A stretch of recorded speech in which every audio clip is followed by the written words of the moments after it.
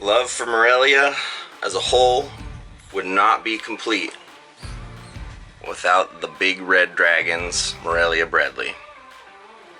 So let's take a look at some Bredl's pythons.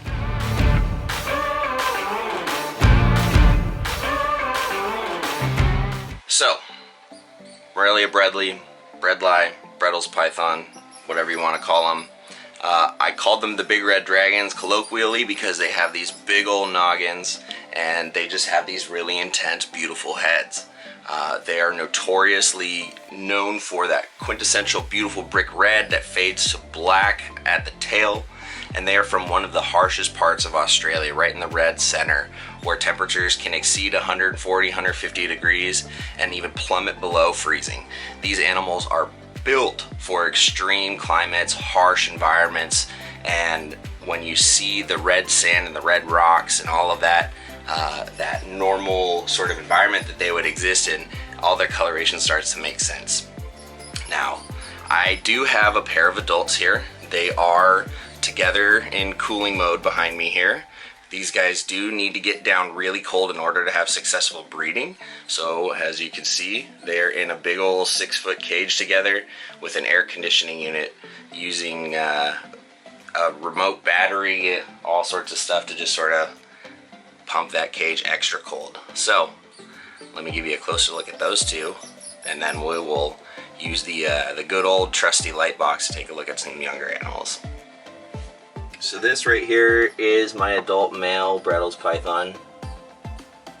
As you can see, he's quite a bit smaller than you would expect for a large female, but being a male, he doesn't need to be that big. He's a little territorial this time of year, so that normal gentle bredli nature is kind of not trustworthy at the moment. So we're going to give him some space. He's just sitting there warming up. During the winter, I do allow them to have a basking light on for no more than about 8 hours. And it gets to about 85, 86 degrees right where he's at, and then it shuts off, and then this AC unit takes it down into the low 60s or below. Now the big girl over here, she's been making her rounds back from the heat to this hide. As you can see, I've got a Govee reader there that I'm keeping track of temperatures with, and she is definitely showing all the signs that cooling is taking her in the right direction.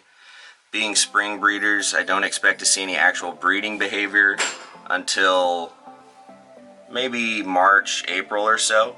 So they're cooling together in this beautiful big old spacious cage, but they aren't breeding just yet. So hopefully in the next couple weeks, as I warm things back up, they'll be interested in one another. We'll get some good breeding going. So, but yeah, much bigger.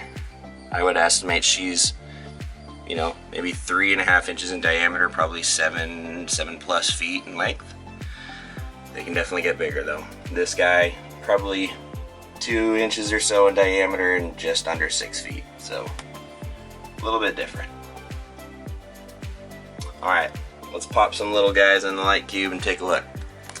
So, right here, I have a beautiful, beautiful 1.5 year old female genetic stripe hypo, or hypo stripe, which is much more fun to say, produced by my good friend Lucas Lee of Centralian Exotics. He's over in Oakland, so he produced this girl from a pair of hypo head stripes, I believe.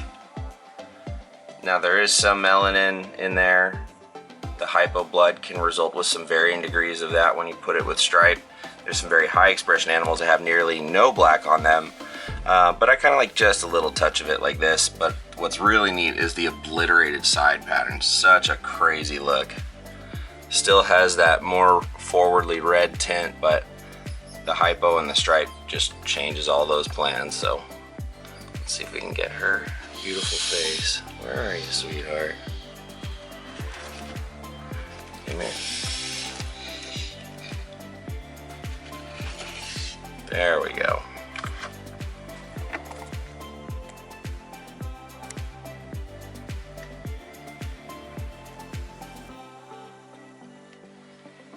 Wonderful snake.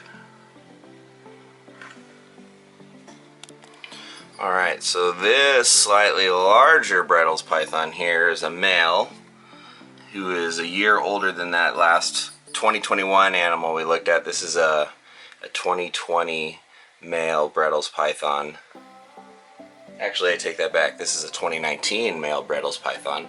And although he seems to be just a kind of normal phenotype animal, he is 100% het for stonewash.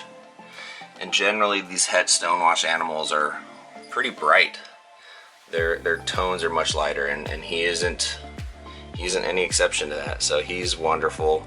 Has that very docile Bredl's nature and disposition.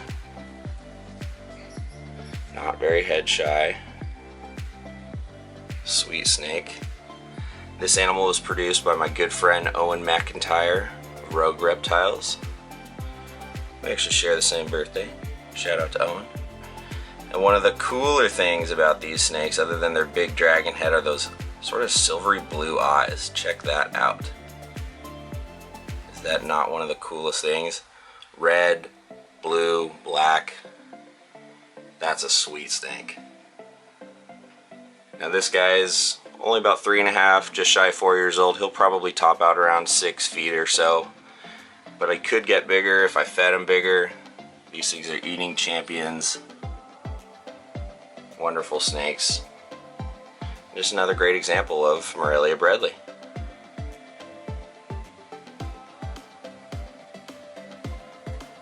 Alright, and this fifth and final beautiful specimen here is a young female 2020 Bredl's python of mine.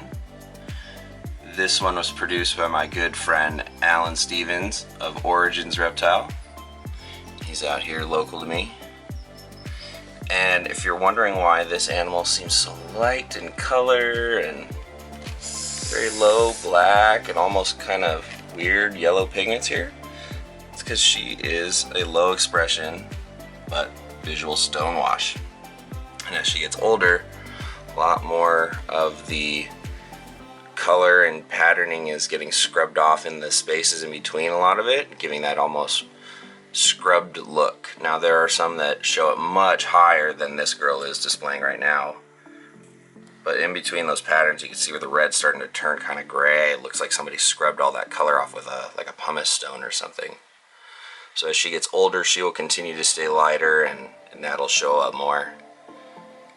It's a bit of a variable expression from what I understand, so you can have high expression stonewash, low expression stonewash, some where it looks almost gray on the front third, so, but still has that wonderful, beautiful bredli disposition, wonderful animal, great snakes, and like I said, this is about maybe a 2-year-old female, 2.5-year-old, so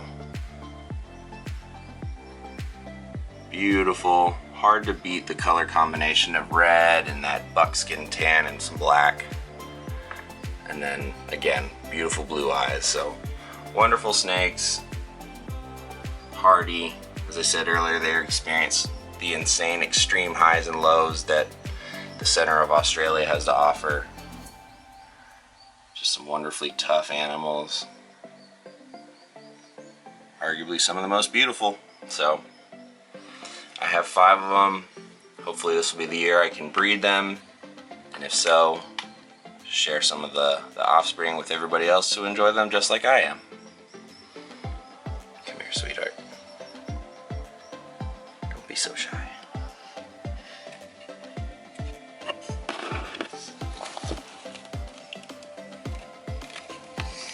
She's being shy.